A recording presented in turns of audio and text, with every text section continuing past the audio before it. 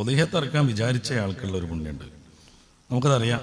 അവരുടെ താടി, രോമങ്ങൾ, തല, നീക്കേണ്ടതായ രോമങ്ങൾ, നഖം, ഇതൊന്നും ദുൽഹിജ്ജ 1 മുതൽ പിന്നെ ഉദ്ഹിയത്ത് തീരുന്നത് വരെ നീക്കാതിരിക്കൽ പ്രത്യേകം സുന്നത്താണ്. അതെന്തിനാണ്? അങ്ങനെയാണ് നമ്മുടെ ഹാജിമാർ മക്കത്ത് നിൽക്കുന്നത്. അവരും ഉദ്ഹിയത്ത് അറുക്കും. അല്ലെങ്കിൽ കഅബയെ ആദരിച്ചു കൊണ്ടുപോകുന്ന ലഹായ, ആദരിച്ചു കൊണ്ടുപോകുന്ന അറവുണ്ട്. കഅബയിലേക്ക് ചെല്ലുന്നവരൊക്കെ കൊണ്ടുപോയി അറക്കൽ സുന്നത്തുള്ള പ്രത്യേകമായ അറവുണ്ട്. അത് നടത്തും. അവരെ സംബന്ധിച്ച് വേറെയും ഒരു അറിവ് വരും. ഹജ്ജിലെ ചില കർമ്മങ്ങൾ ചെയ്തില്ലെങ്കിൽ അറിവ് വേണ്ടി വരും. ഹജ്ജിലെ ചില രീതികൾ പാലിച്ചാൽ ഹജ്ജ് വേണ്ടി വരും. എന്നുവെച്ചാൽ ആദ്യം ഉംറക്ക് ഇഹ്റാം ചൊല്ലി കെട്ടി നമ്മൾ പോകുന്നു, പിന്നെ ഉംറ കഴിഞ്ഞ് ഒഴിവാകുന്നു, അത് കഴിഞ്ഞ് ഹജ്ജിൻ്റെ സമയത്തും ഹജ്ജിന് ഇഹ്റാം കെട്ടുന്നു. ഇങ്ങനെയുള്ള ഹജ്ജ് ചെയ്യൽ രീതിക്ക് നിർബന്ധമായും അറവ് നടത്തേണ്ടതുണ്ട്. അപ്പോൾ അതിനോട് സമരസപ്പെടുന്നു നമ്മളൊന്ന്. രണ്ടാമത്തേത് ഈ മാംസം എന്നൊക്കെ പറഞ്ഞാൽ എന്തുവാ?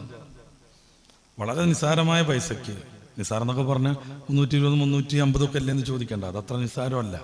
നേരെ മറിച്ച് നമ്മൾ ഈ എനർജി ബൂസ്റ്ററുകളായിട്ടുള്ള പൗഡറുകൾ പല പേരിലുള്ളത്. സച്ചിൻ ഇങ്ങനെ സെഞ്ചുറി അടിക്കണ ഫോട്ടോ ആയിരിക്കും അന്നുണ്ടാക്കിയ ഒരു കമ്പനി കൊടുക്കുക. ഇയാളെന്നോ ഈ അടി തുടങ്ങിയിട്ടുണ്ട്. ഇവരുണ്ടാക്കിയ പൊടിയായിട്ട് ഇയാളുടെ അടിക്കൊരു ബന്ധമില്ല. ഇയാളെന്നോ അടി തുടങ്ങിയിട്ടുണ്ട്. അല്ലെങ്കിൽ നമ്മളൊക്കെ പിടിച്ചടിപ്പിക്കൂലേ?